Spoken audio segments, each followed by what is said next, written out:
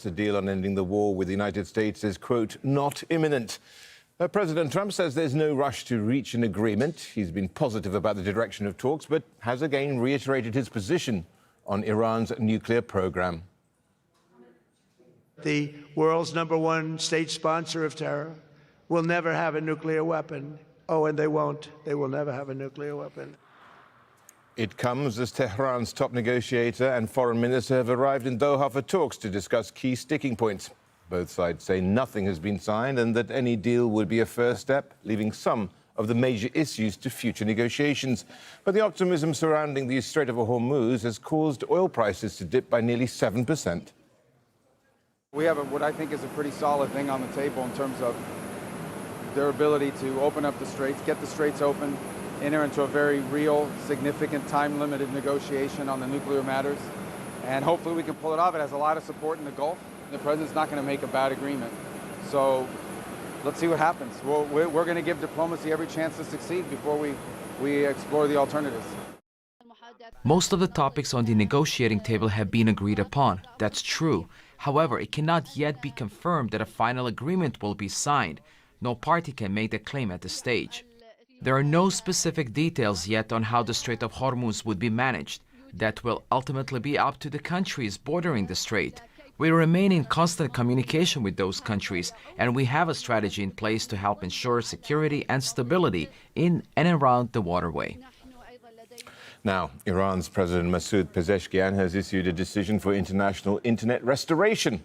That's according to Iranian state media. The internet has been restricted in the country for nearly 3 months, leaving the vast majority of people with little to no access to the web.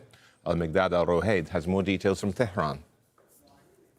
The Iranian media right now are confirming their decision to restore international internet access nationwide, but at the same time, it will be technical and gradual process, not all at once. It's still not clear when exactly full international access will be restored at that time being. But the most important right now is this is not the first time that there's a limitation and restriction on the access to international internet. We remember that in January when the protest erupted here in the country, and also for 87 days in a row that the nationwide was being offline. Although within the time of the war, within the time of the protest, the access to domestic application, to bank system, to local Iranian websites being restored, being accessible for Iranian ordinary people. At the same time, access to international messaging, international social networks, international websites, it's severely restricted. But the good sign right now, sending from officials, is that to prevent what they called security reasons for the national security reasons. At the same time, they are saying that it's the immediate security environment may be stabilizing, and for the past previous or the past duration is for preventing the communication between what they called hostile actors inside and outside the countries, and cyber attacks and disinformation campaigns. Meanwhile, President Trump says negotiations with Iran are proceeding nicely and that he's spoken to leaders in Saudi Arabia, Qatar, Pakistan, Egypt, Jordan, Bahrain and Turkey. On social media, he's said after all the work done by the United States to try and pull this very complex puzzle together, it should be mandatory that all of these countries, at a minimum, simultaneously sign on to the Abraham Accords. This will be the most important deal that any of these great but always in conflict countries will ever sign. Therefore, I am mandatorily requesting that all countries immediately sign the Abraham Accords. Well, for more on all this, I'm joined by Richard Schmierer. He is a former U.S. ambassador to Oman and Deputy Assistant Secretary of State for Near Eastern Affairs, and he joins us live from Bethany Beach in Delaware. Ambassador Schmierer, thank you so much for joining us. I mean, by bringing this in about the Abraham Accords, surely he's complicated a situation which is already a very delicate one. Well, Richard, greetings and thanks for the opportunity to join you. Yes, I think President Trump is very proud of having had the Abraham Accords that occurred during his first presidency. And I think he would very much like to see his legacy include an expansion of the Abraham Accords, and in particular to include the Gulf countries. And he's even mentioned Iran. The sticking point, I believe, will continue to be the one that we've known all along, and that is that several of these countries, most notably Saudi Arabia, have insisted that they will not join the Abraham Accords until and unless there is a path towards a Palestinian state. Now, I think everyone would welcome President Trump making an effort in that direction. But at this point, that doesn't seem to be part of his plan. So I think we're going to have to wait and see if he understands that there needs to be progress towards a Palestinian state in order to get these additional countries to sign on to the Abraham Accords. Especially as the actions of the United States and Israel brought on the fury of the Iranian military as they bombed these Gulf states. Well, certainly the conflict that has taken place in the last several months has really set back relations among all the countries of the region.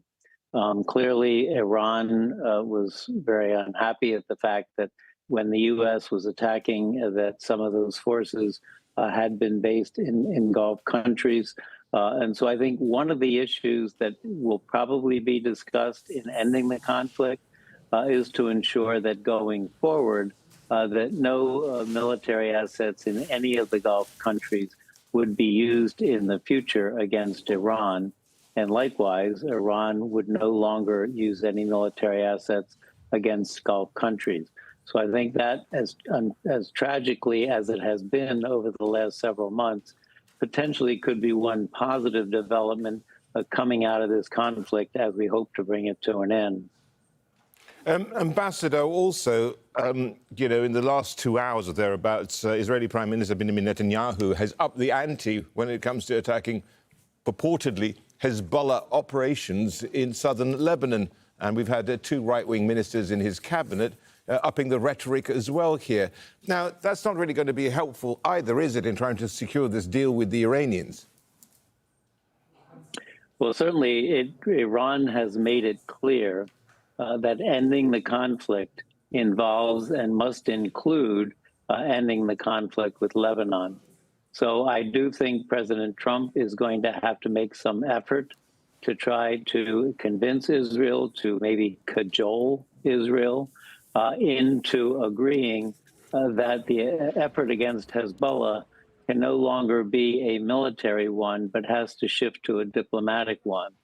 And I think President Trump has the connections with the Lebanese government and potentially has enough authority or enough pressure on Israel to get the Hezbollah issue moved onto a diplomatic track. If not, then I think that will undermine the prospects for ending the conflict with Iran. Ambassador Shmira, thank you so much for joining us. Richard Shmira there, her former U.S. ambassador to Oman. Thank you. And the Israeli Prime Minister has said that strikes against Hezbollah in southern Lebanon are going to ramp up, and that is in spite of that U.S.-brokered ceasefire that is meant to be currently in place. Benjamin Netanyahu says his country is at war with Hezbollah. Earlier on Monday, at least 3 people were killed in Israeli airstrikes on a car in the south of Lebanon. The Lebanese Ministry of Public Health says 34 people have been killed in Israeli attacks since Saturday. Netanyahu's comments come as Iran has given guarantees to Hezbollah that a ceasefire in Lebanon is integral to any future deal Tehran would agree to with the United States. We're not taking our foot off the gas. On the contrary, I've said to step on the gas even harder. We'll take care of them. But what this requires of us now is to intensify the strikes, to increase the intensity. We will wipe them out completely. Obaida Hito reports from Tyre in the south of Lebanon. Israel says that it's received the green light to expand military operations in Lebanon, targeting Hezbollah infrastructure and command centers throughout the country. Today, it says it's targeted at least 70 different Hezbollah targets in different parts of Lebanon. It's been a long day of strikes here in the city of Tyre, where we are in the southwest sector. Multiple locations and buildings were marked by Israel and issued forced evacuation orders, followed by deadly strikes in the city and in the city's surroundings. There have also been intensified attacks this evening in the western Beqa Valley on Mashghara.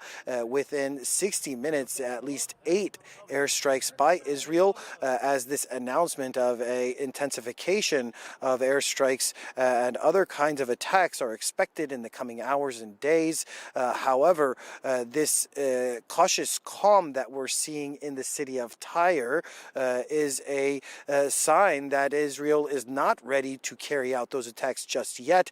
The Israeli sources have recently said that they are preparing for this expansion in the coming hours. It's not clear when that will happen, but people here in Lebanon are receiving this news with great anxiety and concern because of the already difficult situation here in the country as a result of more than 2 months of violence.